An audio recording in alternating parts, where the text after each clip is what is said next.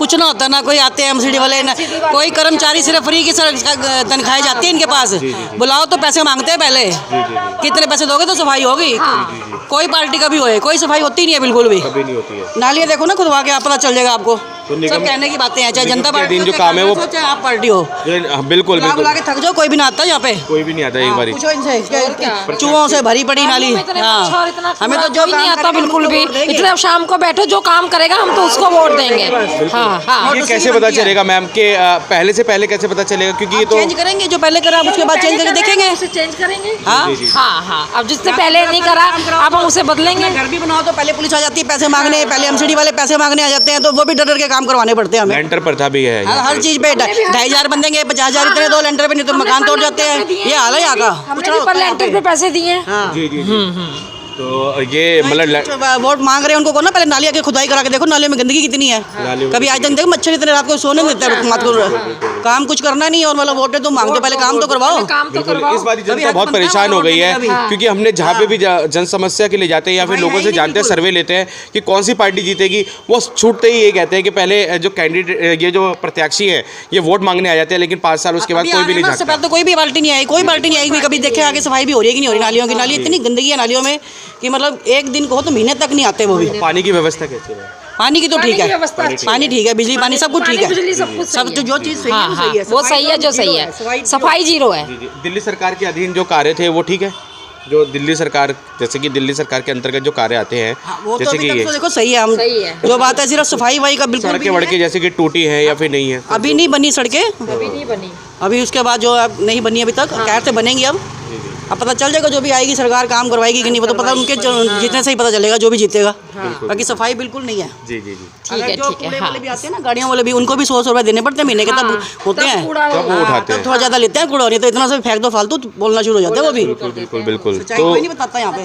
तो ये एक विकट समस्या है यहाँ पे, निगम के जो कर्मचारी वो आते नहीं, और नहीं आते हैं कर्मचारी, और जो नालियाँ वो भरी हुई हैं, कितना समय हो गया होगा नाली, कितना समय हो गया होगा नाली भरे?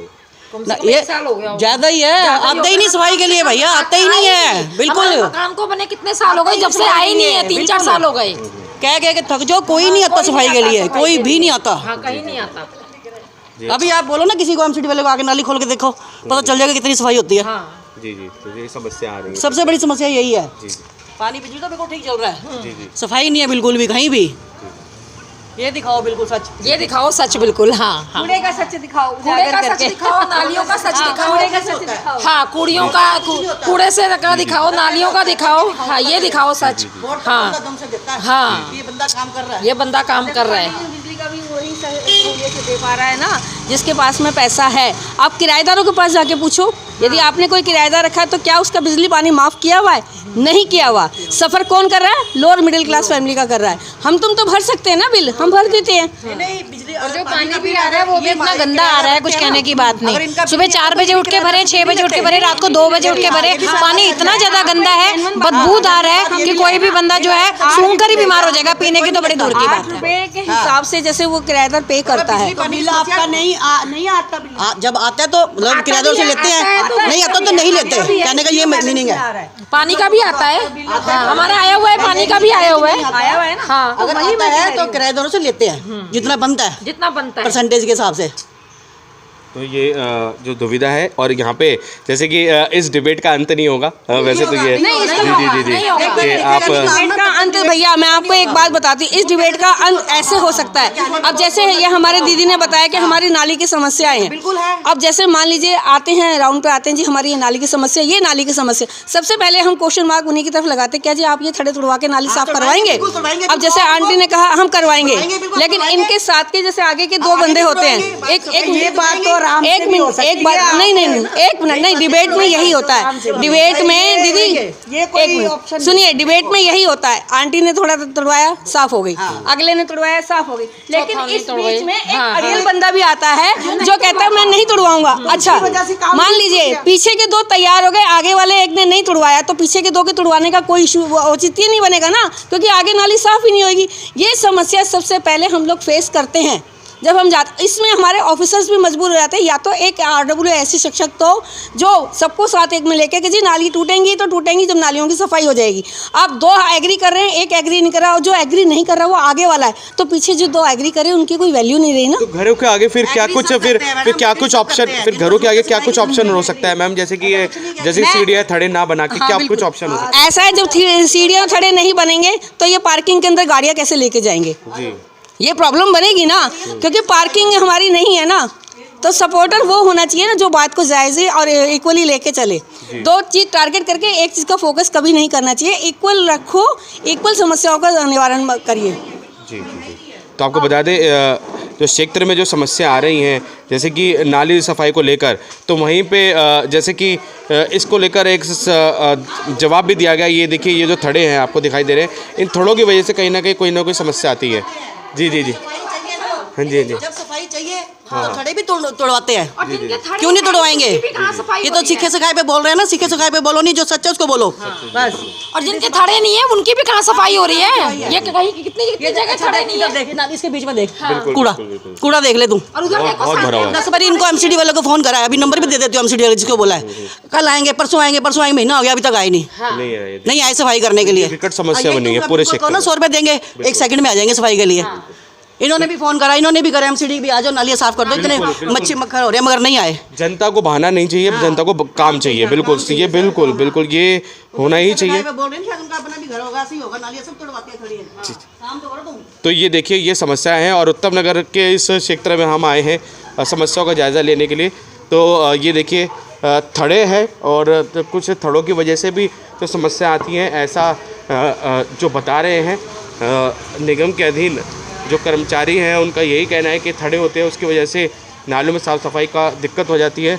वहीं दूसरी ओर जो महिलाएं हैं, जो उत्तम नगर की महिलाएं हैं के साथ, पहले तो ये बताइए, जैसे कि आप लगातार रैली में रहे, हमने देखा उर्मिला चावला जी की रैली में रहे, तो सर क्या कुछ कहेंगे, क्या कुछ बदलाव आ सकता है क्षेत्र में? एक पढ़ी लिखी उम्मीदवार जब क्षेत्र का प्रतिनिधित्व करेंगी तो। जी नमस्कार, मैं एडवोकेट गगन शर्मा।